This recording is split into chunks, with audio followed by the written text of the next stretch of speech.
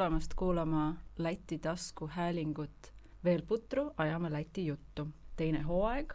See on taskuhääling, kuhu kutsutakse inimesi, kes on kuidagi seotud Lätiga, kes räägivad või kes on õppinud läti keelt ja kellele üldiselt siis ka meeldib Läti. Tänane külaline on Madis Must. Milline amet sul on? Minul on erinevad ametid, aga no ütleme tõlkija, võib öelda, et ma olen tõlkija. Ja just Läti-Eesti tõlkija. See on nagu põhiline. Peamine asi, mis ma olen teinud mingi 4 aastat, isegi rohkem. Nii, aga alustame sellest, et millal sa siis hakkasid läti keelt õppima? No see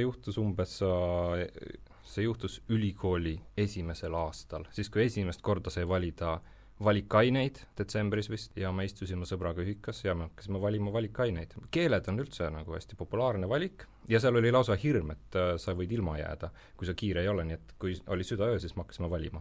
Mul ei olnud nagu päris kindlat plaani, mis ma siis teen ja mis ma valin. Aga läti keel tundus kuidagi kindel, et äkki ei võeta ära kohe esimese 5 minutiga. Ja siis ma võtsin läti keele, sõber võttis jaapani keele. Mul olid juba siis mingi emotsioon, mingi põhjus, miks ma seda tegin. Neid põhjused on muidugi tulnud juurde, nii et ma võib-olla ei mäletagi seda algset põhjust, aga no see võis olla umbes nii, et mitte, et ma teisi ei saa, ei, see tundus väga praktiline, see tundus nii, et no ma raudselt lähen Lätti. Aga sõber Erik võttis jaapani keele, Jaapanis võib ka käia, aga kindlasti mitte nii tihti kui Lätis. Tundus lihtsalt praktiline, samal ajal naljakas, ma ei teagi, miks see naljakas on, aga väga pikalt see oli naljakas inimestele, et läti keel, mis värk on, et siis ma tegin selle kursuse läbi ja juba asi läks käima. Nii et sinul ei olnud see suhtumine, et see on naljakas? Natuke oli. Ei, ma kindlasti, mulle meeldib ajada inimesi naerma ja siis ma ütlesin, no kui küsiti, mida ma ülikoolis õpin ja nii, ja see oli siis ajakirjandus ja seda võib ka öelda, et ma õpin seda, aga siis inimesed nagu täpselt ei saa aru, et mida sa õiget õpid seal. Aga kui ma ütlen, et ma õpin läti keelt, siis on selge, see oli üks konkreetne asi läbi minu ülikooli õpingute õppida läti keelt. Üks käega katsutav asi, mille ma sain selgeks. Muu võib öelda, oli selline mull, oli ka tore kirjutada esseesid ja kuulata loenguid aga läti keel, sellest sai mu põhiasi. Aga sa õppisid 1 semestri ainult ülikoolis? Mida? Läti keelt? Ei õppinud, tähendab, sinu juures ma õppisin 1, sain selle läbitud, siis ma võtsin järgmisel sügisel 2, mida ma ei läbinud, sellepärast, et ma ei käinud päris mitmes tunnis ja siis mul ka häbi ja siis ma ei tulnud sinna ma ei teinud lõputööd ka ära või eksamit või mis seal oli. Siis ma võtsin veel kursuseid, ma olen kokku 4 kursust läbinud, 4 taset. See oli juba Läti ülikoolis hiljem natukene. Kas sa läksid Tartu ülikooli üliõpilasena vahetusüliõpilaseks sinna Läti ülikooli? Jop, ma olin seal 2 semestrit ja mõlemal korral läti keel. Eestlasi seal ei kohanud, aga oli päris mitu poolakat, mõni leedukas ja mõned ka kaugemalt maalt. Aga selle C1 tasemeni jõudsin ma välja ainult 1 tüdrukuga 2, et seal teisi huvilis enam ei olnud, 1 Poola tüdruk. Ja siis seal oli juba päris keeruline, oli tore. See on ju selline ideaalne kombinatsioon ajakirjanik, Eesti ajakirjanik, kes oskab läti keelt. Meil on juba üks selline kuulus ajakirjanik. No teame, tunneme. Isiklikult ei tunne? No, oleme kohtunud, oleme kirju saatnud üksteisele. Ma ei ole enam ajakirjanik, aga ma olin vahepeal. Ja nüüd ma olen ainult natukene hobi korras, teen mõne loo, uurin midagi ja siis avaldan kuskil. Aga ei, see nišš oli kohe väga hea. Nišš oli tõesti väga hea. Nagu ma kuulsin pärast oma ülemustelt, see oli nagu peamine argument mind tööle võtta, et mul oli selline läti keele oskus ja siis ma sain kohe tuua uued teemad lauale ja käia Lätis igasuguseid asju tegemas, igasuguste inimeste kokku saamas, intervjueerimas ja lihtsalt ka Tartu toimetuses laua taga istudes lugeda Läti uudiseid ja vaadata, et mis nüüd juhtus, teeme kohe uudise. See oli tore, jaa. Kas eestlastel on huvi sellest, et mis toimub Lätis? Kas neid artikleid loeti? On seal mingisugune statistika, mida saab vaadata, et palju klikke on? On olemas statistika, aga loomulikult on see muutlik. Alati pidevalt käib see otsimine, mis on huvitav, mis ei ole huvitav ja mis on siis huvitav? Ma ei tea, mis on huvitav. Ikka mingi tarbimise värk vist ja samas turism ja mingi hinnad ja siis oli veel kui ma läksin sinna, siis oli alkoralli oli põhiteema ja selle kohta sai igasuguseid uudiseid treitud. See on nüüd maha jahtunud, aga see arvamus on jäänud inimestesse, et Lätis on kõik odavam ja ma arvan, et kui seda rauda saaks veel taguda pikalt. Aga no ma ei tea, üks asi on mõõta numbreid, aga teine asi on mõõta ka lihtsalt kvaliteeti või seda, et keegi ütleb, et vot see oli hea lugu ja see oli ootamatu vaatenurk ja see on nagu endale nagu toredam. Kuigi jaa, see pakub pinget ja see on nagu päris niisugune huvitav tunne, teed uudise valmis, ta on seal Delfi esilehel ja siis näed, kuidas tuleb 10 000, 20 000, 30 000 klikki. Vist oli isegi mingi 100 000-line. Aga need ei pruugi üldse olla need tööd, kus sa paned mingi enda hinge sisse ja mida sa teed 4 päeva, ei, see võib olla lihtsalt mingi nupuke ja lihtsalt huvitav, igaühel huvitav lihtsalt saada aru, et see on hea, teed ära, siuh-säuh, pärast kahetsed, et nii halvasti tegid või vähe aega sellesse pühendasid, aga mis on sellist huvitavat Läti kohta, mida eestlased ei tea? Oi, kui keeruline küsimus. No, eestlased ei tea paljusid asju ja ega minagi ei teadnud alguses ja see avastamine hakkas kuskilt otsast pihta ja kõigil see algab kuskilt otsast pihta, enamasti on see lihtsalt kohad ja linnad ja et kus saab Lätis käia ja mida saab Riias näha ja sealt hakkab tulema, et kas on mingeid huvitavaid toite, mida saab võtta ja kellel mis huvi on. Kes läheb muuseumidesse, kes läheb kontserditele, kes käib looduses ja nii see pilt vaikselt laieneb. No vahepeal jääb selline mulje, et eestlaste jaoks Läti on nii lähedal ja nii sarnane, et seal ei olegi mitte midagi avastada ja siis sellepärast vaadatakse isegi kaugemale lõuna poole eksootilisemaid kohti ja nii, aga siis selgub, et ikkagi on veel avastada palju Lätis. Ei, sul on õigus, et selline tunne võib tekkida ja nii ka on. Väga palju sarnast on. Aga kuidagi huvitav on näha nende sarnasuste taha ja hakata avastama igasuguseid huvitavaid väikseid erinevusi ja ma ei tea, on tore süveneda ja hakata avastama. Minu jaoks see oli see. Ja see jätkub siiamaani. Lihtsalt nii on, aga nii ei ole ka. Tähendab, igasse asja võib süveneda.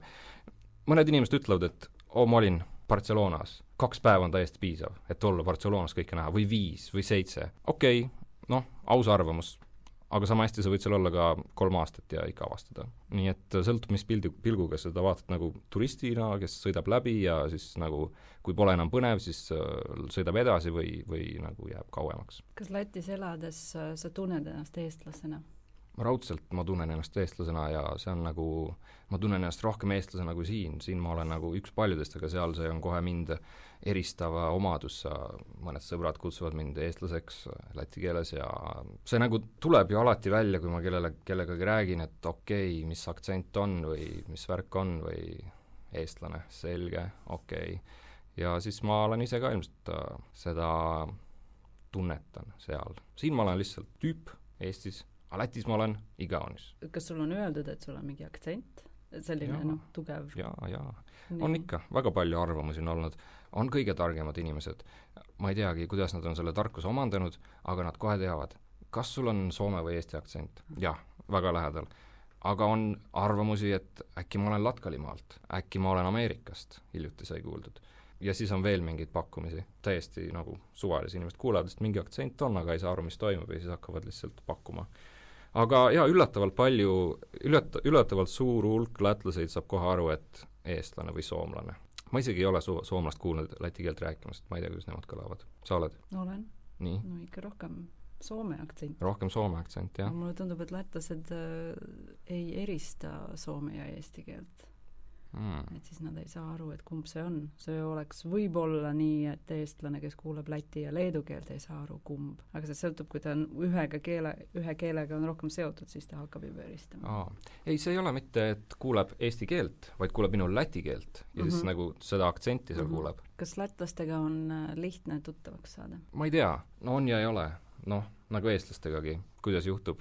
Minu esialgne kogemus oli, et see on pisut keeruline, sellepärast, et kui ma olin seal tudeng, siis mind paigutati elama välismaalastele mõeldud ühikasse, välismaalaste mõeldud ühikukorrusele, esimesel ja teisel korrusel elasid Räsna Seela välismaalased ja paar üksikut lätlast mingil põhjusel.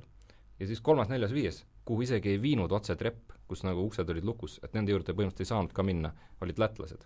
Ja siis nende välismaalastega me küll arutasime, et kuidas me üldse saaks lätlastega suhelda, tutvuda, ja selle üle oli palju arutlemist. Ma sain hästi läbi näiteks ühikatädiga, ühikatädidega, kes seal olid 24 tundi ja keerasid õhtul ukse lukku ja siis kui tahtsid sisse saada, siis nad magasid seal ukse taga ja sa pidid nad üles ajama, see oli üsna ebameeldiv.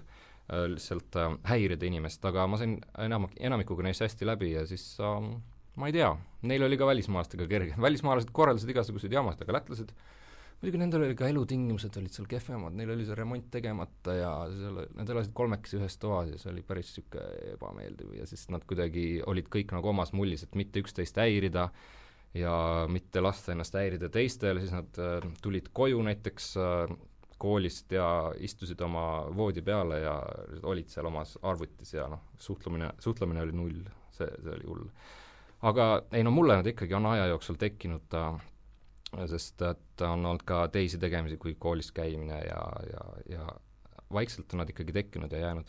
Ma arvan, et midagi sarnast nagu eestlastega, et suvalise inimesega tänaval sa väga ei vestle, aga kui miski asi teid kokku viib, siis on päris tore. Aga kuidas näiteks kontserditel või baarides või kohvikutes? Ei tea, see on kuidagi imelik ilmselt, ma ei tea, kuidas see peaks välja nägema, et ma lähen kontserdile ja siis seal on mingi inimene, et tere, mina olen, ei ole olnud sellist, või ma ei tea, võib-olla on midagi sellist juhtunud ka, aga no ma olin praktikatel ka suvistel aegadel ja seal oli juba teistmoodi, ma olin Rahvusraamatukogus ühel suvel ja ma olin järgmisel aastal Riia filmimuuseumis ja seal oli juba teistsugune see kontakt ja siis oli ka üks suvekool Valmieras, kus ma käisin samuti 2 aastat ja seal on ka hoopis juba teistsugune see olemine ja tegelikult ilmselt ka mingitel kursustel, sest ma ei õppinud ajakirjandust lõpuni, ma ainult natukene kompasin seda ja siis tegelikult raamatukogu hoidja olen ma nagu sellelt, või infokorraldus, ametlik nimetus, aga ma sain sealt raamatukogu hoidja kutsetunnistuse. Ja siis ma õppisin seal koos lätlastega, sest see oli natuke eripäärane asi, mida õppida ja siis mind pandi kokku lätlastega, kuigi ma olin alles õppinud keelt, need 2 kursust ja olnud seal mõned kuud suvel, ma pidin hakkama neid kursuseid kõik läti keeles läbima, mis ei olnud eriline takistus, sest inimesed olid vastutulelikud, aga no seal olid juba päris lätlased, mõnega oli parem klapp ja nii see kuidagi läks. Ma mõtlen, et minnes tagasi selle juurde, et inimene otsustab, et ta tahab mingit keelt õppida, siis seal on ju erinevad motivatsioonid, et võib-olla keegi tahab ainult ainepunktide pärast teab seda, et ta võtab 1 semestri ja kõik. Aga kui inimene otsustab, et ta tahab õppida mingit keelt, ta kuidagi juba mõtleb sellele, et ta tahaks ennast siduda sellega. Nii et sul oli juba kindel see, et sa lähed Lätti, et mitte, et sa jääd siia, et sa käid Lätis natukene, aga sa tuled tagasi Eestisse. No ei olnud mingit kindlat plaani ega veendumust, aga ma teadsin küll, et kui ma juba elan Tartus ja jään pigem siia Lõuna-Eestisse, millegipärast Tallinn ei tõmmanud, ei ole seal kunagi elanud ja siis ma teadsin, et Läti on lihtsalt lähedal ja seal kas või külas käies, reisidel käies on tore rääkida ja et see mingite asjadeni viib, oli nagu siuke tunne. Ja see ka, et mina ei teadnud teisi läti keele rääkijaid ja see kuidagi tundus haruldane. Ja nüüd ma olen teada saanud, et neid rääkijaid on küll ja veel, ja tõlkijaid ka, aga siiski on ta kuidagi haruldane oskus, ma ütleks nii. Ja minu eelaimdus vastas tõele, et et kui ma selle keele kord selgeks saan, siis mul on temaga ka midagi huvitavat peale hakata. Kas sinna kolida? Ma ei teadnud, aga nüüd ma seal olen. Praegune Riias elamine on 4 aastat umbes 4,5. Nii et sa oled õppinud ajakirjandust ja siis seda infokorraldust, aga sa oled tõlkija nüüd. Jaa. Millal sa hakkasid tõlkijaks? See läti keele asi oli, ma ei tea, ta muutus minu jaoks põhiliseks. Siis kui ma ka seal olin selle oma õpingute viimase aasta või 1,5 aastat, isegi kokku 2 koos nende praktikatega, no siis mulle juba tundus, et kirjutan siin oma lõputööd, väga tore, aga mõtted olid juba, et midagi Lätiga, mingid Läti asju ajada. Ja siis oli ka see ajakirjandusega selline love-hate suhe, et kas me tahan sellega tegeleda või see on liiga stressirohke või siis ma mõtlesin, ma pean ikka proovima ja siis ma olin ju Tartus ja töötasin siin aga siis Läti oli koht, kus ma nagu käisin sageli ja tore, et ei pidanud ainult nagu turistina, vaid sai tõesti midagi ette võtta. See oli see tõesti meeldis. Aga millal sulle hakati pakkuma siis tõlkijatööd? Mulle tundub, et esimesest väikesest tõlkimisest on möödas umbes 9-10 aastat. Umbes siis, kui ma hakkasin ülikoolidega ühele poole tõmbama, aga samas siis, kui ma olin ajakirjanik, siis tuli neid tõlkeid juba arvestavalt. Jaa, tekkisid mingid püsikliendid ja see oli päris tore, siuke hea haltuura. Nii et sa tegeled tarbetekstide tõlkimisega, jah? Jaa, ma arvan küll, tarbetekstid ehk siis kõik, mis ei ole ilukirjandus ja luuletused ja aga on ka kindlasti on mingeid siukseid ekskursse ilusamate tekstide peale ja loomingulisemate tekstide peale. Ja milliseid tekste sa ei tõlgi? Ma ei tea, on igasuguseid teemasid, mida ma ei ole julgenud ette võtta, aga ei ole ka pakutud. Okei, ma ei tõlgi, suvel pakuti, tõlgi ära keevitamise õpik, keevitamise käsiraamat, mingi normaalne paks asi, värske, väga tehniline, 100 lehekülge, 2 nädalaga tee valmis. No ma ütlesin ei sellele, see oli huvitav vestlus, Läti tõlkebüroo, ma ütlen, et esiteks ma ei ole nii tehniline inimene ja seal on nagu väga palju nüansse ja teil on väga vähe aega antud.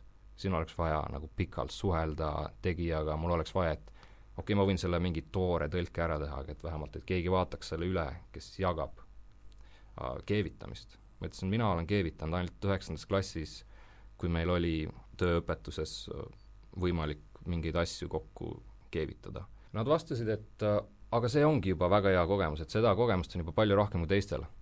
Siis ma võtsin peast kinni, et mida ma teen, kas ma peaks selle asja vastu võtma või? Nagu okei, väljakutse, et teeme ära, aga samas see aeg ja kõik see ja siis ma olin niimoodi, et ma ei tea, aga siis juhtus nii, et nad leidsid kellegi teise ja ma ei pidanudki isegi otseselt ära ütlema. Aga ma vist ei oleks võtnud seda, sest siis mul oli põhitöö ka, teine põhitöö, tõlkija põhitöö, töötasin tõlkijana, aga samas võtsin igasuguseid asju juurde ka, mis olid huvitavad.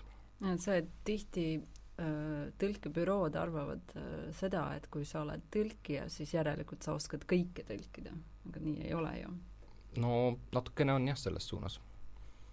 Neil nagu ei ole kedagi võtta ja ma ei tea, nad peaks küll julgemalt vahel ütlema, et meil ei ole nagu tõlkijad, kes suudaks sellist asja teha, et lihtsalt andke ära see tõlge, öelge neile, et küsige mõne teise büroo käest või tehke kuidagi teistmoodi. Sest mulle tundus, et see büroo oli küll nagu, tee midagi ära, käib küll. Aga see oli raamat. Selle puhul mul on küll, et see peab hea olema. Või õpik umbes nagu kutsekoolis või mingis tehnilises koolis, nagu see ei saa nagu kehv tõlge olla. On tõlked, mis võivad olla suht kehvad. Või ma ei tea. On näha, et nad ei oota midagi ja okei, teen ära. Ja huvitav, et nad isegi selle puhul ma olen kindel, et see autor ei tahtnud, et sealt tuleks mingi kehv asi ta nagu. Meil oli nüüd nädalavahetusel toimus Tartu Ülikoolis 3. Läti ja Eesti tõlkijate seminar, mille teemaks sel aastal oli masintõlge. Ja seal tõlkijad ka rääkisid sellest, et kui neile pakutakse mingi tõlkebüroo poolt tööd, nad tõlgivad ära ja siis tõlkebüroo tahab seda kuidagi kontrollida, et kuidas on see tõlgitud, näiteks, et nad on eestlased, ei oska läti keelt, siis nad kasutavad ise ka masintõlged ja siis ütlevad, et miks sa tõlgisid teistmoodi, kui see masintõlge siin pakub. Ja nemad kardavad seda, et tõlkija on tõlkinud valesti, aga tegelikult tõlkemasin tõlkis valesti, ehk siis tõlkija inimene teab paremini. Jaa, miks Google Translates on nii? Ei, minu kogemus tõlkebüroodega on see, et nad on siiski professionaalid ja neil on toimetajad ja nii. Sellist suhtumist ma ei ole saanud otseselt tõlkebüroodest, sest nad on ikkagi, nad teavad, mida nad teevad. Mõnel on võib-olla mingid teised probleemid ja Läti tõlkebüroodel on võib-olla see probleem, et nad lihtsalt saadavad kellelegi selle teksti, saavad mingi asjad tagasi, aga tegelikult selles kontoris pole ühtegi inimest, kes oskaks eesti keelt ja siis nad saadavad kliendile, aga oli halb tõlge. Keegi nagu ei kontrollinud. Usaldavad täielikult. Aga selle Google Translate'i värgiga ma puutusin kokku väga palju siis, kui ma töötasin Depos, kauplusladu Depo. Ta on Läti leiutis, Läti firma, 20 aastat vana. Ja neil oli vaja Läti Eesti tõlkijat ja siis ma olin seal. Ja seal oli mul seda küll. Seal oli inimene, kes nagu väga ei teadnud, mis on tõlkimine, aga samas tema nagu vastutas ja tema otsustas ja tema tegi turundustekste ja siis see oli küll tema nagu tehnika, jah, panna Google Translate ja miks ei ole nii, miks mul tuleb hoopis see sõna, miks ei saa eesti keeles nii öelda, aga läti keeles nii saab. See oli tohutu peavalu meile kõigile, mitte ainult eesti keele tõlkijatele.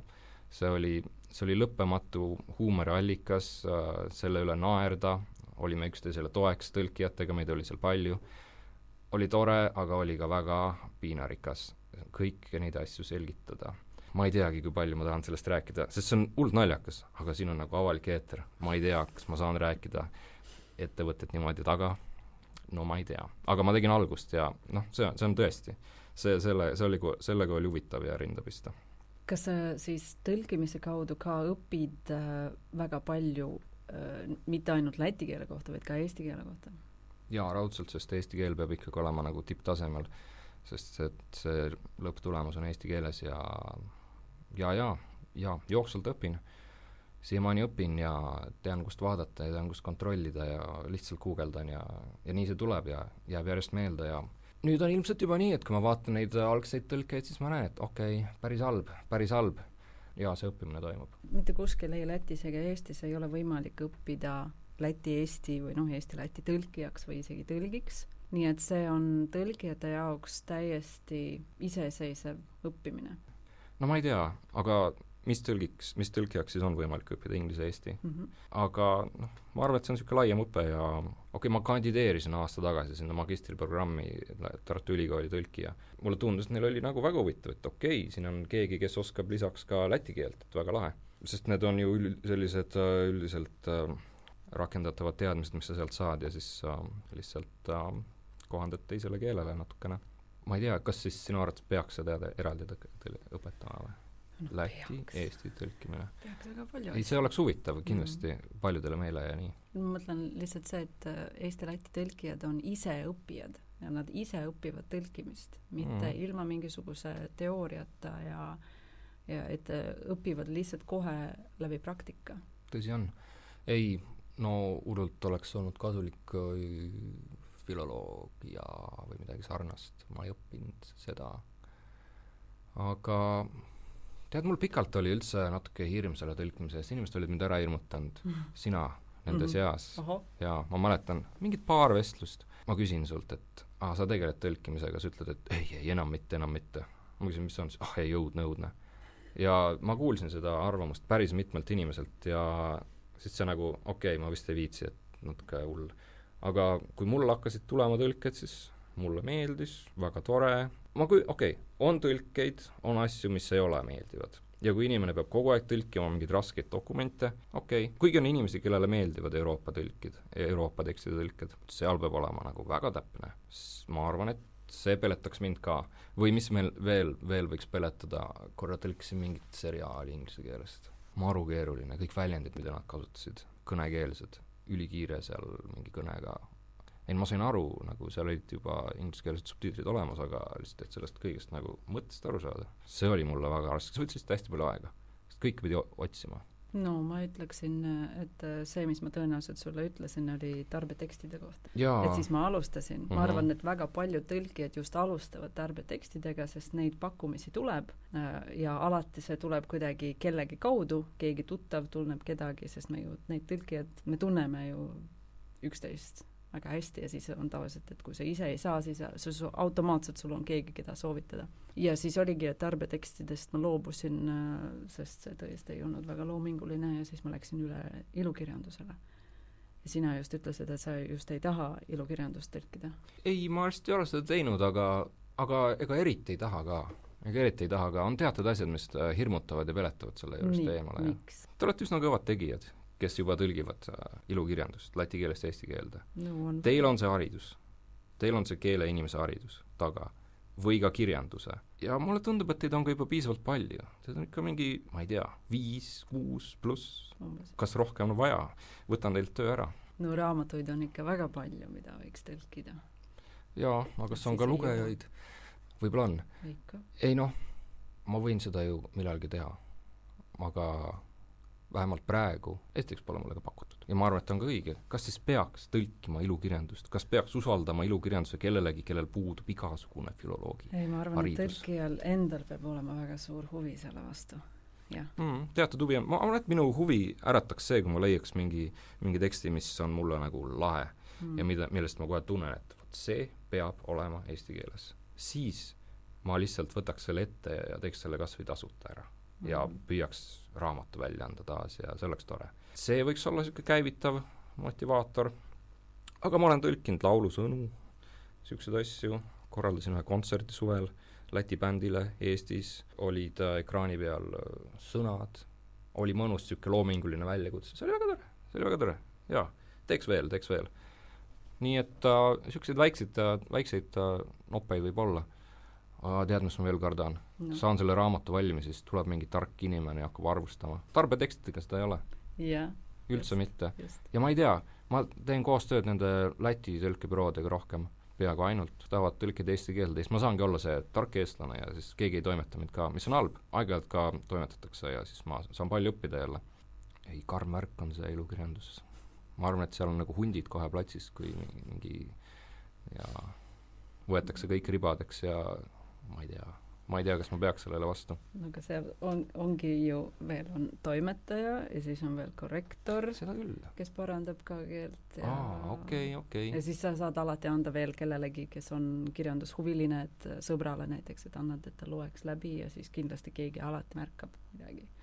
Aga süüdi olen ikka mina. No mis siis, sa saad ju parandada. Inimesed ju eksivad, mis seal ikka. Õpid ise sellest. See võib juhtuda, aga kui meil pakutakse mingit niisugust teksti, mis on nagu tore, ma teeks ta ära ilmselt. Aga mulle meeldiks leida see mingi raamat, mille tõeline eestseisja ma oleks. Lihtsalt räägiks kõigile, kui hea on see raamat. Mitte nagu sunnitult või viisakalt, et nagu tegin niisuguse raamatu ja väga tore, vaid nagu see tüüp on nagu väga hea ja kõik peavad lugema. See oleks huvitav, kui asjad niimoodi arenevad. Mõni film on mul ka olnud. Turundustekstid on loomingulised, see võib öelda niimoodi. Igasugused sotsiaalmeedia, turismi asjad. Nii mõnigi asi on loominguline. Aga kas sa ütleksid, et sul on piisavalt palju tööd, et sa ikkagi töötad täiskohaga tõlkijana? Jaa. Ei no, mis on oluline öelda? Ma töötasin 4 aastat selles konkreetses ühes kontoris ja siis nemad andsid mulle tööd. Samal ajal oli tööd vähe, nii et mis iganes mulle pakuti, istudes seal kontoris, ma võtsin vastu ja tegin seda ka. See oli nagu siuke väga tore. Tööd jagus ja samas sai kõik tehtud selle tööpäeva jooksul, mis ma seal kontoris veetsin, väga kaval, keelatud, töölepinguga keelatud selline tegevus. Aga mida muud mul teha? Ma ei viitsi päev otsa lugeda Delfi kommentaare. Nii et okei. Ma läksin sealt ära 4 kuud tagasi ja nüüd ma olen siis freelance. See asi läks väga niimoodi töökalt käima, mul olid käed-jalad tööd täis umbes 2 kuud, siis ma tahtsin puhkust pidada, sest ma jõugas ütlesin kõigile, et nüüd mind ei ole. Ja siis pärast seda puhkust nädal-poolteist on jälle asjad käima läinud. Ja kusjuures jah, need tööandid ei ole mitte ainult tõlkebürood, vaid on igat sorti. Püsivamad ja vähem püsivamad koostööd võivad välja areneda turundusagentuuridega ja mingisuguste ühes ja teises riigis tegutsevate firmadega ja mitmekülgne. Ja ma ütleks niimoodi, et keskmiselt niimoodi vaadates on tööd täiesti piisavalt. Ja ma ei ole ainus. Mina arvates on selliseid Läti-Eesti ja Eesti-Läti tõlkijaid päris mitu, ma ütleks. Ma ütleks, et see kontoris töötamine tõlkijana full time, see oli pigem erandlik. Üsna tore. Kui tihti või kas sul juhtub üldse, et sa pead konsulteerima kellegagi ja küsima, et kuidas saaks seda sõna või lauset või väljendit, kas tuleb selliseid väljendeid, mida ilukirjanduses on väga palju igasugused fraseologisme ja sõnu, mis on kuidagi ühe konkreetse kultuuriga seotud, et näiteks Lätis on mingi asi ja Eestis seda ei ole, no kuidas sa siis hakkad tõlkima? Kas tarbetekstide puhul on ka samamoodi? Tuleb ikka ette. Ja siis ma konsulteerin esimese ette juhtuva lätlasega, kes siis enamasti ütleb, et jah, meil on selline väljend ja see tähendab seda, või siis ütleb, et see on mingi kellegi pastakast välja imetud mingisugune fraas, et tõlgi kuidagi või viska üldse välja või tuleb ikka ette. Nii et kõiksugused see sõnaraamat, mis me panime käima, eks ole, kus me kõik kirjutame oma leiud üles eesti või läti keeles ja püüame neile vastused leida, see on minu jaoks väga huvitav ja panen sinna enda leida ka. Need peamiselt need turundustekstid ja turismi ja mingid sellised vabamad tekstid ja ajakirjandustekstid ka ja niisugune värk. Kas sa oskaksid nimetada mingisuguseid sõnu, mida ei saa eesti keelde tõlkida? Need on olemas kuskil minu peas, ma ei mäleta. Lätikeelsed sõnad või fraasid, mida ei saa eesti keelde tõlkida. Mul praegu ei tule, see asi nõuab nagu niisugust meenutamist. Need on kuskil kirjas, need saab lirst leida, need on väga toredad, väga tore nende üle arutleda. Aga ütle ise mõni. No ma mõtlen pigem seda, et on võimalik leida vastet, aga see on siis teistsugune, ehk siis sa ei saa sõna-sõnalt öelda. No et see üks sõnadest oli see kubujuss, et mis on nimisõna, see on konkreetne inimene, et tema on nagu kubujuss, aga läti keeles selleks kasutatakse tegusõna, et minšir satuntuleies, et ta on seda teinud, et ta ongi niimoodi riides. Et see ongi selline, see, kuidas sa tõlgid tähendust, mitte sõna. Ei, see on kõige toredam osa. Sõltub muidugi tekstist või ma ei tea, tellijast. Sest on niisuguseid tüütuid tekste, kus on neid võib-olla liiga palju ja võib-olla neid ei ole sinna vaja. Ja siis sa oled veits häiritud, et pagan, nüüd ma pean nii palju aega veetma selle tüütu tarbetekstiga, millest keegi suurt naudingut ei saa ja otsid ja mässad. Ja mul oli meeles küll, et oli näiteks sõna, nagu tegusõna kiilanema. Näiteks, et seda tegusõnana ei saa kasutada. Siis peab ütlema kuidagi teistmoodi. Ja siis ma mõtlen, et siis on vastupidi ka kindlasti läti keeles. No ka jälle üks minu lemmikuid on, mis ma olen juba maininud, et näiteks saskatiidies on teine teisele otsa vaatama. Et see on selline pikk, teine teisele otsa vaatama, 3 sõna. Väga pikk. Aga see läti keeles lihtsalt, et selle prefiksiga sa ja siis sa vaatad otsa, see üks prefiks tähendabki seda, et teine teisele otsa. Ja siis on vaatama saskatiidias. Jaa, see on, jaa. Sellised asjad on. Need muudavad huvitavaks tegelikult. Aga sellest samas läti keelest rääkides, et kas on midagi rasket, mida puhtalt grammatika kohta, mida sa ei suuda jätkuvalt omandada või kus sa teed vigu ja kas sulle öeldakse, et kuule, niimoodi küll läti keeles ei öelda? Mulle tundub, et te rääkisite sellest ühes eelnevas saates, et on 2 tüüpi õppijaid, kes läheneb grammatiliselt ja kes, ma ei tea, lihtsalt räägib, eks. Ma olen see teist tüüpi ja ma ei ole kunagi liiga palju grammatikaga pealt valutanud, see tuleb loomulikult, ühel hetkel sa saad aru, mis lõppu sa sinna paned. Muidugi ma olen uurinud ka ja eriti just nendes tundides, mis olid kunagi, sai ikka uuritud ja loomulikult oli temast üsna palju abi. Aga peamine oli minu jaoks lihtsalt mitte karta rääkida ja nii õppisin ja nii on tegelikult suur osa grammatikast minu jaoks üsna keeruline, sest ma isegi ei tea, mida sõnad tähendavad, need kõiksugused terminid, mida kasutatakse keele puhul, see on minu jaoks juba, sa küsid minu käest näiteks midagi prepositsioonide kohta, siis oota, mis see on? Või okei, ma tean, mis on priedekli ja nendega on keeruline loomulikult. Ma arvan, et mul on samad probleemid, mis kõigil eestlastel ja nii. Aga kui vaadata nagu laiemalt, mitte grammatikat, siis millalgi võib tekkida küsimus, et kas ma õpin rääkima täpselt nagu lätlased millalgi, kas see juhtub? Ma ei tea, pigem mitte, sest üks ületamatu takistus on intonatsioon ja rääkida nagu lätlane. Olla pisut laulvam oma häälega, mitte nii puine ja monotoonne. See nõuab niisugust enese ületamist, et seda teha nagu lätlane. Ma võin teha, ma arvan, et see näeb välja umbes nii, et inimesed räägivad inglise keelt, igaüks võib rääkida natuke enda moodi, aga kõik suudavad vähemalt natukene imiteerida Ameerika inglise keelt või briti inglise keelt ja siis öelda mõned sõnad. Ma võin samamoodi öelda asju lätlase moodi, aga see on niisugune sunnitud, mis mulle eriti ei meeldi, see on niisugune esinemine veits ja siis nagu seda ma vist ei hakka tegema, kuigi ilmselt see tuleb sisse. Samm-sammult. No kõige parem näide on no pietni. Ma ütlen just no pietni või midagi sellist. Ma ei tee seal mingit oktavist hüpet üles, et see sõna välja öelda. Ja tegelikult ka lätlased on erinevaid lätlasi, kes ütlevad rohkem, kes laulavad rohkem, kes laulavad vähem. No ja siis ma võib-olla suudan jätta selle lätlase mulje, kes vähem laulab häälega. Aga jah, mingi aktsent on ja ma ei tea. Mulle tundub, et pikeneb see aeg, kui kaua ma võin ära petta inimese, et ma ei ole lätlane. Kindlasti mingi minuti 2 võin rääkida.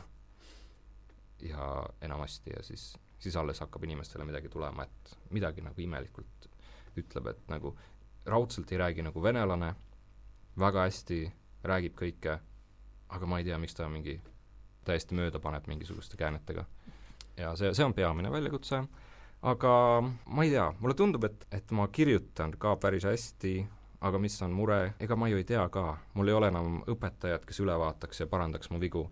Nii et ma lihtsalt kirjutan, mulle tundub, et see on õige, saadan ära. Ma ei teagi, kus on mul see arenemise koht. Kuskil kindlasti on. Ei, tegelikult jaa, ma olen tõlkinud läti keelde ka asju ja siis olen lasknud mitte isegi heal toimetajal üle vaadata, vaid ükskõik millisel lätlasel ja seal ikka leiab neid vigu küll. Kuigi see võib nii kõikuda.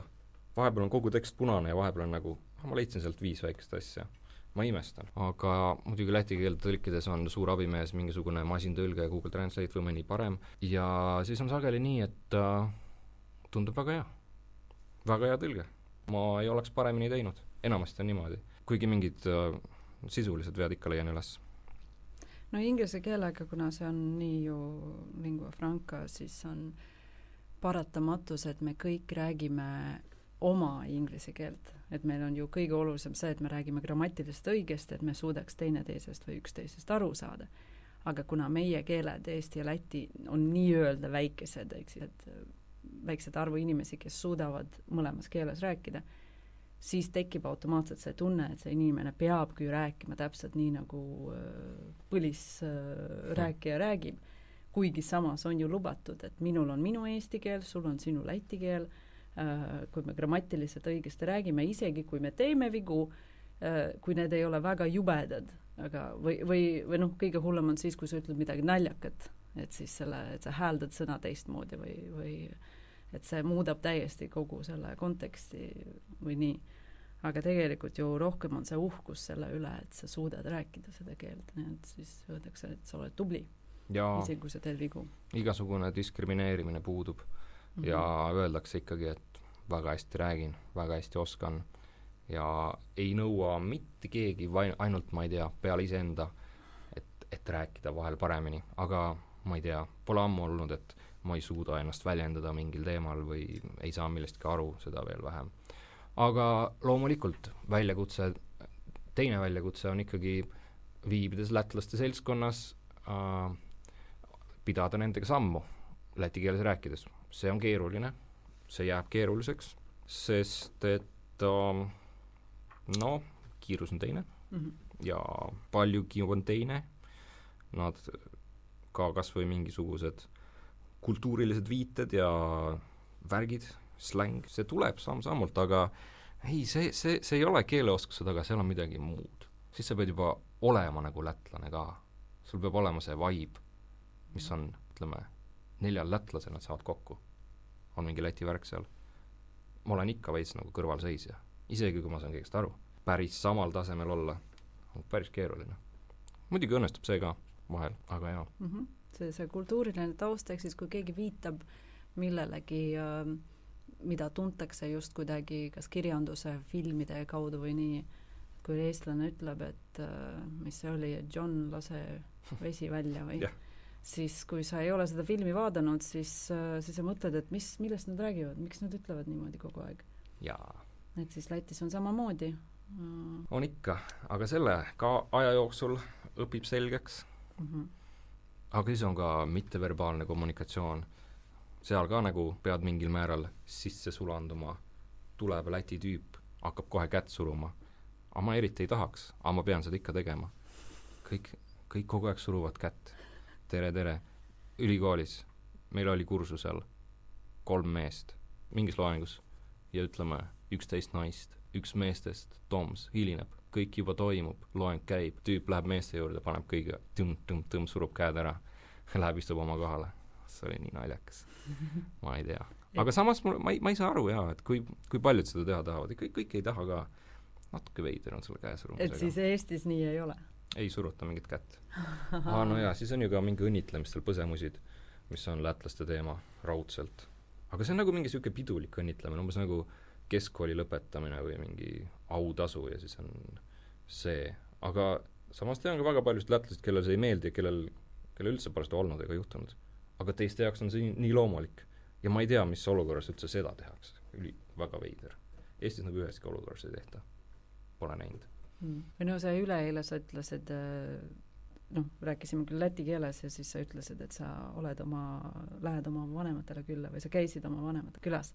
Ja siis sa ütlesid, et Piacengium. Ja see oli kohe, võib-olla ma panin seda tähele just sellepärast, et kuskil Kuklas ma ju tean seda, et sa oled eestlane, aga sa kasutad sellist väljendit, mida kasutavad lätlased, põlislätlased, siis sa põhjendasid seda, et nii räägitakse, et keegi ei ütle vanemad. Jaa, ega eriti ei öelda jah, vätsaki või vanemad, aga ega eesti keeles jah, tigras võid öelda ka võib-olla mingeid asju, aga sa ei ütle nagu lätlased, sa ei ütle esivanemad.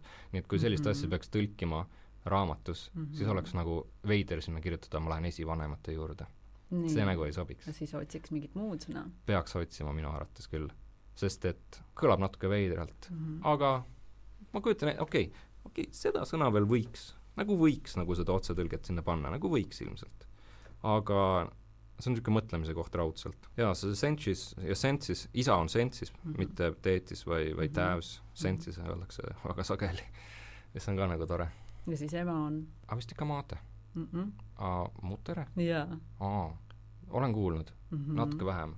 Ei, mulle meeldib, kui tuleb släng viimaseid, see täieneb pidevalt ja sa oled kursis nagu fujaks, tšubarš ja tšuvaks. Tead need sõnad? Tšuvaks, jaa.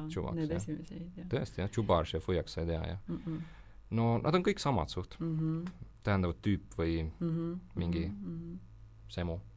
Aga neil on ka mingid konnotatsioonid, fujaks on vist negatiivne, mingi loll tüüp või midagi sellist või, aga teised on rohkem nagu hea tüüp, sõber. Aga ma täpselt ei tea. Ja mulle meeldib neid kasutada ja mulle meeldib neid ka valesti kasutada ja lihtsalt kõigil on tore meel. Nagu ma sind rõõmustasin selle sensiam. Nojah, keel ju muutub ka, et ütleme, et mina olen 20 aastat elanud Eestis, aga samas ma ju kogu aeg suhtlen ja lätlastega ja ma vaatan uudiseid ja nii, aga ikkagi aeg-ajalt tulevad mingisugused väljendid. Näiteks praegu oli see, et zemuden sakmeni. Tead seda väljendit? No, tean. Nii, mis see tähendab? No, ütleme mingid ootamatud olukorrad, ma arvan. Ma kuidagi kujutan ette, et seda võiks öelda ka eesti keeles. Võib-olla ei öelda. Ma kahtlustan, et see võib olla tulnud mõnest teisest keelest ilmselt. Ja nii on. Nii nad tulevad, jaa. Ja siis on see, et ma ütlen, et see on mingisugune uus väljend ja siis mulle öeldakse, et ei ole, seda on juba ammu. Ja siis ma ütlen, aga ma olen nii kaua eemal olnud, et mina mäletan seda, et milline keel oli enne ja nüüd tulevad mingid uued väljendid, et siis on väga raske veenda ja öelda, et ei, see tegelikult, kuigi fraas iseenesest võib-olla on vana, aga see, et see tuleb nüüd, see on moes jälle seda hakatakse kasutama, sest tegelikult ju ongi niimoodi, üks inimene hakkab kasutama mingit sõna ja siis see levib niimoodi, et kõik oskavad. Ja ma juba saan aru ka, et ma räägin pigem nagu vanemad inimesed ikkagi. Kui ma suhtlen mõnedega, kes on näiteks 20, siis seal on hoopis teised reeglid juba. Seal on juba hoopis teine ingliskeelsete sõnade kasutamine. Kui ma isegi siin intervjuu ajal kasutasin umbes 3 sõna, siis neil on pigem lausetena tulevad need asjad sisse. Ja nagu aktsendivabalt, neil on nagu kõik sees täiesti. Aga siis, kui ma räägin oma 40-aastaste Läti sõpradega, mitte kõik, aga mingi arvestatav osa, neil on nagu väga kahtlen inglise keel juba. Neil nagu, nad üldse ei oska. Ja, vahepeal kuulen ka loengute ajal või läti keele tundides, et seal vahepeal teevad mingisugust rühmatööd ja siis keegi seal hakkab inglisekeelseid fraase või väljendeid või lauseid ütlema, et see on väga... Jaa. Judgeot. Judgeot ja mingi, see on üsna levinud ja väga mitmed sõnad. Aga Eestis on ju samamoodi. Jaa, neid saab aru. Nii, aga räägi veel siis lõpetuseks sellest raamatust, mis andsid välja. Läti kommidest. Ma tegin sellise raamatu. See vastab tõele. Mis see pealkiri on? Selle raamatu pealkiri on Läti netikommide assortii 1118 suhteliselt vaimukat netikommentaari eestlastest ja 8 tarka kirjutist, mis aitavad mõista lõunanaabrit. No väga hariv. see peaks olema hariv. Naljakas, hariv, natuke provokatiivne või palju, aga kokkuvõttes annab edasi selle minu kogemuse ja minu tähelepanekut atlastega, kuigi seal ei ole minu tekste sees üldse, mina kirjutasin sinna ainult sissejuhatuse ja aga sa tõlkisid. aga muidugi ma tegin ja koostasin ja panin selle asja kokku. Okei, kontseptsioon, seal on lihtsalt 12 aasta jagu lätlaste kirjutatud netikommentaare Delfist ja mõnest teisest portaalist, mida nad on kirjutanud uudiste kohta, mis räägivad Eestist, eestlastest, eestlasest, kus nad avaldavad üldiselt arvamust Eesti kohta. Midagi huvitavat, naljakat, teravat, isiklikust kogemusest lähtuvat. Minu jaoks see tundus huvitav. Ja nagu ma juba eespool mainisin seda, et mul oli selline tore kontoritõlkija töö mõnda aega, 4 pikka aastat, ja vahepeal ei olnud tööd, siis see oli ideaalne viis, kuidas sisustada oma tunde seal, kogudes kommentaare. Mulle meeldib, kui mulle tuleb mõni uus idee, mis tõesti on ka uus, ma sain aru, et sükest asja küll pole keegi teinud kunagi. Ja siis ma selgitasin välja asjad, mis tuleb teada, kas ma tohin neid kommentaare koguda, tõlkida, avaldada raamatuna, sain litsentsid ja load Delfilt ja teistelt. Ja mulle tundus, et okei, see juriidiline põhi on justkui olemas. Võib-olla natuke habras, sest mingi kirjastus ütles, et neile tundub see asi natukene kahtlane. Aga ei, mulle tundus, et kui nemad lubavad, kes siis veel saaks vastu olla. Ja nii ma neid kogusin. 3 pikka aastat. Vahepeal tüdinedes, siis jälle edasi minnes. Ja kui oligi nagu enam-vähem kõik koos, siis vaatasin, kas keegi seda avaldaks. Ei tahetud eriti avaldada. Okei, avaldan ise. Kui ma juba nii kaugele olin tulnud, siis see asi tuleb valmis saada, tuleb välja anda, ilusti vormistada, kunsti peale ja sisse panna ja sai valmis. Ja mis tagasiside on olnud? Tagasiside on olnud ainult positiivne, veider, ootasin ka negatiivset, ikkagi vastuolulisi arvamusi võib sealt leida, mis õhutavad viha ja vaenu rahvaste vahel, üleskutseid tungida kallale Eestile, okei, see on naljaga, aga siiski nad on seal olemas, seal on öeldud halvasti mõnede isikute kohta, aga ei, lugejatele on see olnud väga meeldiv kogemus, nagu mina olen kuulnud. Teised, kellele ei meeldi, pole oma arvamust veel avaldanud, aga loodan ka need ära oodata. Ei inimesed saavad palju teada ja on lõbus. Naerdakse, hariv ja lõbus, seda ma olen kuulnud. No kuna nii palju, kui räägitakse või kirjutatakse Lätist Eestis või Lätis Eestist või vastupidi, siis iga selline teos ju ikkagi annab midagi juurde, just neid teadmisi. See, kus alguses oli ka juttu sellest, et kui palju me tegelikult teame, ei tea ju. Kuigi mulle tundub, et viimastel aastatel läheb kuidagi paremaks. Võimalik. Läheb paremaks. Ja läheb ikka. Raamatuid teete te ikka ju hea hulga iga aasta nüüd, stabiilselt. Ei ole enam selliseid aastaid, kus tehakse ainult 2 raamatut, eks ole, nüüd on, ma ei tea, mingi 7-10, sa tead täpsemalt. Ragnar Kond jätkab oma tööd ülistabiilselt, tuues Läti koju kätte kõige paremini kui keegi teine üldse. Ja seda nagu pidevalt, isegi kui sa ei vaata aktuaalset kaamerat igapäevaselt, siis vahepeal ikka vaatad ja jälle näed, jälle Lätist juttu. No see tuleb ja see on nagu ta on niisugune tore uudiste edastaja, et inimestele meeldib ja nagu võtavad hea meelega omaks need lood ja kõik. Lätis ju käiakse ja kõigil on sellega mingi oma suhe, et ei ole inimest, kellel ei oleks mitte mingit kogemust Lätiga ja arvamust ja on lihtne sõita ja ta on kõrval. Ma arvan, et huvi on alati. Võib-olla ei ole huvi vahepeal, ma ei tea, minu mingi artikli vastu või mõne tõlgitud raamatu vastu, aga üldine huvi on olemas. Minu arust üsna suur ja igaühel on mingi oma lugu ja oma kogemus lapsepõlvest või loomaaias käimisest, lidos käimisest või hoopis mingi bändidega seoses ja positiivusega seoses raudselt. Ja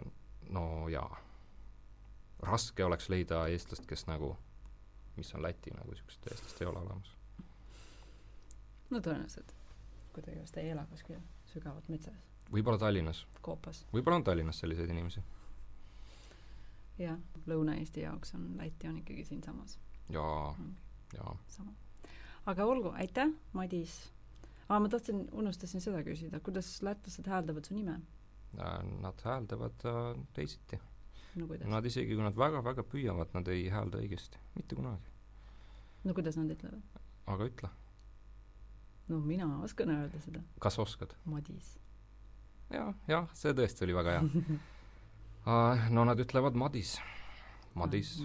Või siis, kui ma püüan selgitada neile, siis nad ütlevad Madis. Ma ütlen, et see tõh on nagu olematu või nagu hästi lühike, nagu kujuta ette, et see on mingi, lihtsalt pead korra keelega tegema seal tõh.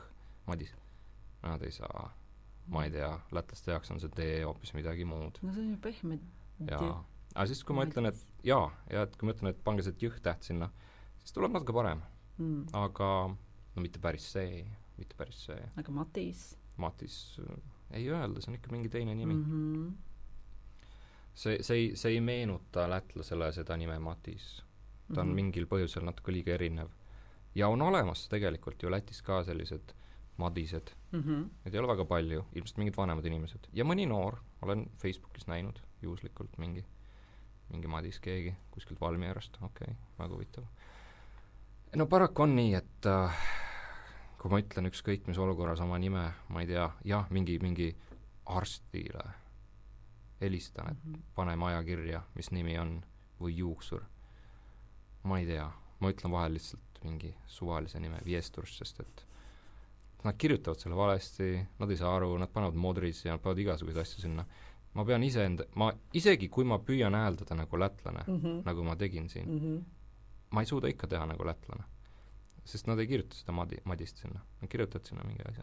Väga veider. Väga tuttav teema Eestis. Aga sama probleem. Peab tähe kaupa ütlema siis. Jaa. M-A-D-I-S. Ma ei viitsi. Ma pigem ütlen Viestrus. Labi, paldies, aitäh sulle. Aitäh kutsumast. Väga huvitav oli. Ja jätka samas vaimus. Samas vaimus? Okei, aitäh. Ootame siis veel mingeid raamatuid. Võib-olla. Võib-olla, olgu.